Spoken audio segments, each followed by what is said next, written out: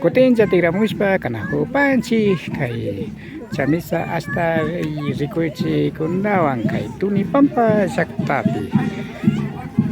Ari llaqta Guatapukunamanta yarishpa. Nuevamente estamos con ustedes aquí en la comunidad de Tunibamba, lo que realiza la calada de chamisa por motivo al cumplir 85 años de la vida jurídica de Comuna Tunibamba de Villavista.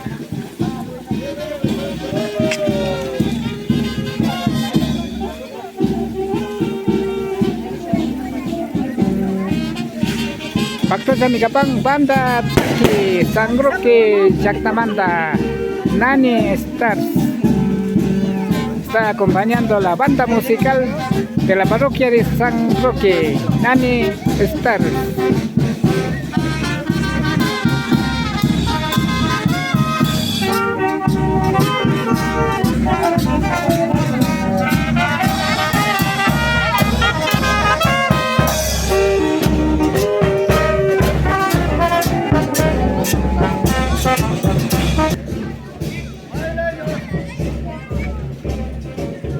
¡Viva José Manuel! ¡Viva Costo!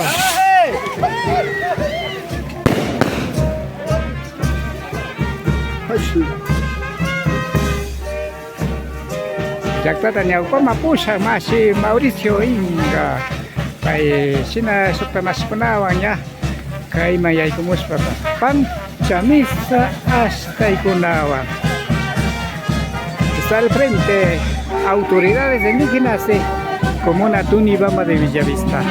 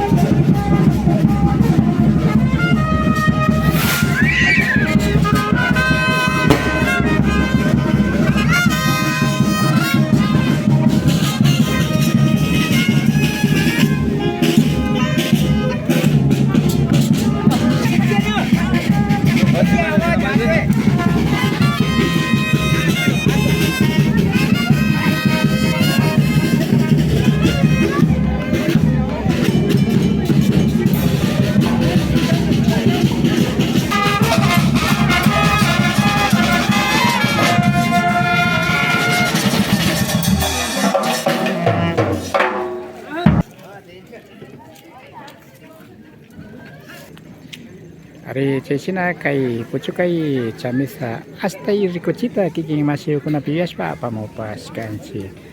De esta manera, de última parte, hemos demostrado la jalada de la chamisa aquí en la comunidad de Tunibamba.